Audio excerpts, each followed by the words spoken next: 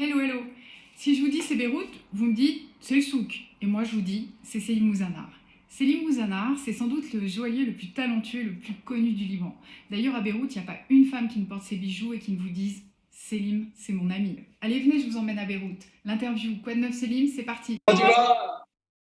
Hello Selim. Alors cet été, la Grèce comme d'habitude? Je reviens d'un voyage un peu fantaisie. J'étais sur le lac de Constance. J'ai fait des poèmes à ma bien-aimée. J'ai bien mangé et j'ai bien bu. Mais c'est un endroit super romantique, le lac de Constance. De la romance, tu peux la trouver partout. Ça t'a inspiré pour un bijou? Qu'est-ce que tu veux que je te dise? Tu veux que je te raconte des bobards? Non.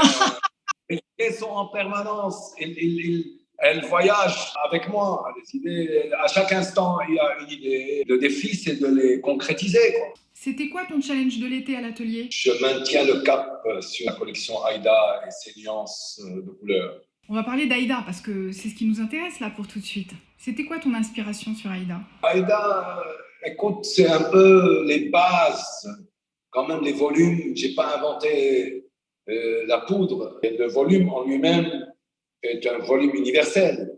Le défi était de rendre cette transparence avec les gravures sur l'or. T'as pas inventé la poudre, mais quand même, ce bombé, cette transparence de l'émail, cette couleur orange, le guilloché de l'or rose.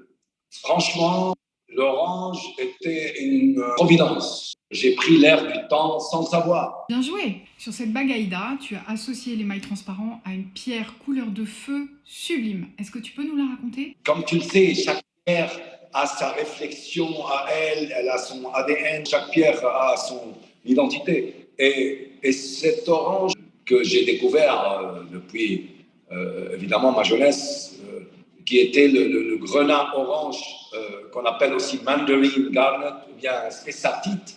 Sur tes petits poissons pendentifs et sur les boucles d'oreilles lignes, tu as aussi fait de ravissants camailleux jaune orangé.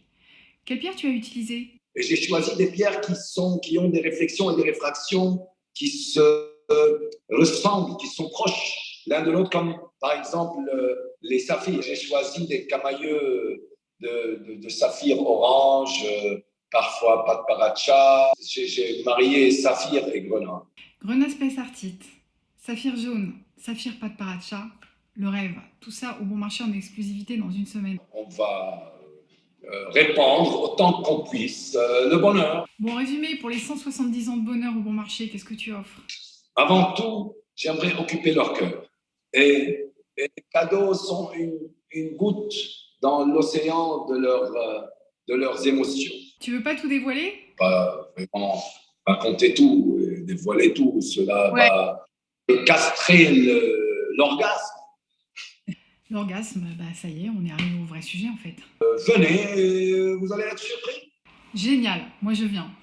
Et si tu nous donnais des nouvelles de Beyrouth? On a 1 heure d'électricité par jour Wow. déjà, et on achète du fuel à des quantités énormes et des prix énormes. Le nouvel atelier m'a donné beaucoup de sérénité dans le travail et il y a plus de professionnalisme. Il y a une belle énergie. La belle énergie, je crois que ça sera le mot de la fin, Selim.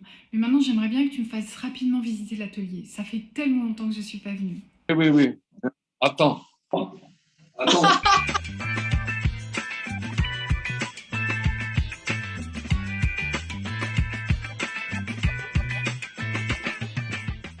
Merci pour la visite, Selim. C'était trop cool. À bientôt à Paris. Ok, ma chère.